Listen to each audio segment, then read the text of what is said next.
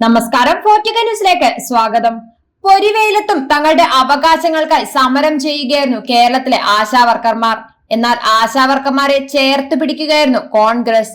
കേരളത്തിൽ നിന്നുള്ള കോൺഗ്രസ് എംപിമാരാണ് കഴിഞ്ഞ ദിവസം ആശാവർക്കർമാരുടെ പ്രതിസന്ധി പാർലമെന്റിൽ ഉന്നയിച്ചത്. ആശാവർക്കർമാരുടെ അവകാശത്തിനു വേണ്ടി ഒന്നിച്ചു പോരാടുകയായിരുന്നു അവർ.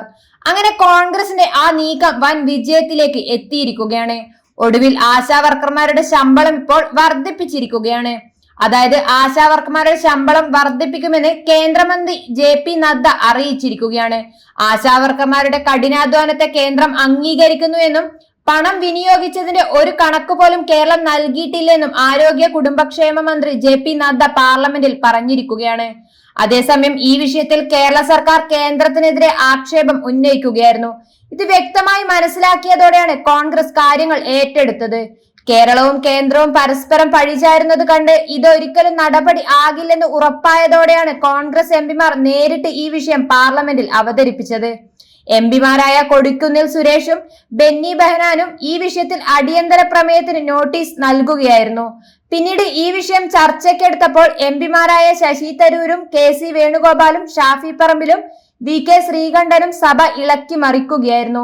പാർലമെന്റിൽ കോൺഗ്രസ് എംപിമാരുടെ ശബ്ദമുയർന്നപ്പോൾ കേന്ദ്രമൊന്ന് വിറച്ചു എന്ന് തന്നെ പറയാം. അതേസമയം നിലവിലുള്ള 7000 രൂപയ്ക്ക് പകരം ആശാവർക്കർമാർക്ക് 21,000 രൂപ വേതനവും മറ്റു വിരമിക്കൽ ആനുകൂല്യവും നൽകണമെന്ന് KC വേണുഗോപാൽ MP ആവശ്യപ്പെട്ടു. കൂടാതെ ആശാവർക്കർമാരെ ട്രേഡ് യൂണിയൻ നേതാക്കൾ അപമാനിക്കുകയാണെന്നും KC വേണുഗോപാൽ തുറന്നടിക്കുകയായിരുന്നു. അതുപോലെ തന്നെ പൊതുജനാരോഗ്യ രംഗത്ത് പ്രവർത്തിക്കുന്നവരുടെ അവസ്ഥയാണ് തിരുവനന്തപുരത്ത് നടക്കുന്ന ആശാവർക്കർമാരുടെ സമരം വ്യക്തമാക്കുന്നതെന്നും ആശാവർക്കർമാർക്ക് സാമ്പത്തിക സുരക്ഷിതത്വം നൽകണമെന്നും ശശി തരൂർ MPയും ആവശ്യപ്പെട്ടു.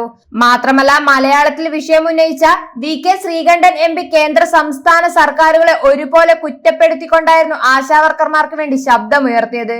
അതോടൊപ്പം ആശാവർക്കർമാരുടെ ശബ്ദമായി പാർലമെന്റിൽ നിൽക്കാൻ ജനപ്രിയ നേതാവായ ഷാഫി പറമ്പിൽ MPക്കും കഴിഞ്ഞു. എന്തായാലും ഒരു മാസത്തോളമായി തിരുവനന്തപുരത്ത് നടന്ന ആശാവർക്കർമാരുടെ സമരത്തെ ദേശീയ ശ്രദ്ധയിലെത്തിച്ചത് കേരളത്തിൽ നിന്നുള്ള കോൺഗ്രസ് എംപിമാരാണ്. അതുകൊണ്ട് തന്നെ ഇത് കോൺഗ്രസിന് വൻ വിജയം തന്നെയാണ്.